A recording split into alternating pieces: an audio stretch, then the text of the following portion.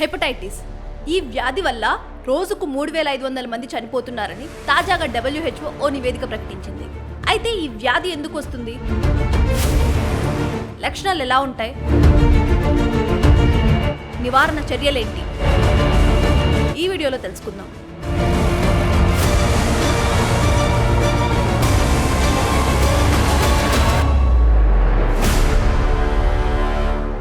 Hepatitis అనేది కాలేయ సంబంధిత వ్యాధి. సాధారణంగా వైరల్ ఇన్ఫెక్షన్ వల్ల ఈ సమస్య వస్తుంది.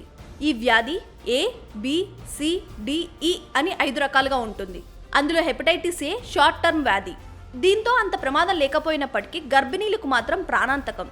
హెపటైటిస్ B అనేది వివిధ అవయవాల్లో విడుదలయ్యే రక్తం, ఇతర స్రావాల కారణంగా తలెత్తుతుంది. హెపటైటిస్ C ఒకరికి ఇచ్చిన ఇంజెక్షన్ మరొకరికి వాడటం వల్ల, హెపటైటిస్ D ఇన్ఫెక్ట్ అయిన రక్తాన్ని నేరుగా కాంటాక్ట్ కావడం వల్ల వస్తుంది. హెపటైటిస్ పూర్తిగా నీటి ద్వారా సంక్రమించే వ్యాధి. అపరిశుభ్రంగా ఉన్న చోట ఇది ఎక్కువగా కనిపిస్తుంది. ఈ అంటువ్యాధి వచ్చినప్పుడు లక్షణాలు ప్రారంభంలో కనిపించవు. కాలేయం పనితీరు పాడయ్యాక ఒక్కోటి బయటపడతాయి.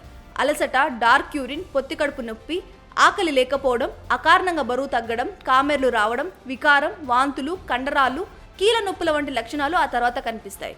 ఈ వ్యాధి సోకి 2019లో 11 లక్షల మంది మరణించగా ఆ సంఖ్య 2022లో 13 లక్షలకు చేరిందంటే ఈ వ్యాధి వ్యాప్తి ఎంత ఉందో తెలుసుకోవచ్చు.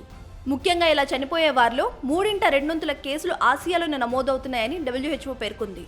అయితే ఈ వ్యాధులు సోకకుండా మనం జాగ్రత్తగా ఉండాలి. హెపటైటిస్ A, Bల కోసం టీకాలు అందుబాటులో ఉన్నాయి. ఈ వ్యాధి సోకకుండా మనం పరిశుభ్రతను పాటించాలి. జంతువులను తాకినప్పుడు చేతులు సబ్బుతో శుభ్రంగా కడుక్కోవాలి. ఎవరికైతే ఈ వ్యాధి ఉందని మనకు తెలుస్తుందో వారికి శారీరకంగా దూరంగా ఉండాలి. ఈ జాగ్రత్తలను పాటిస్తే ఈ ప్రమాదాలను గణనీయంగా తగ్గించవచ్చు. ఈ వ్యాధి వ్యాప్తిని నిరోధించవచ్చు.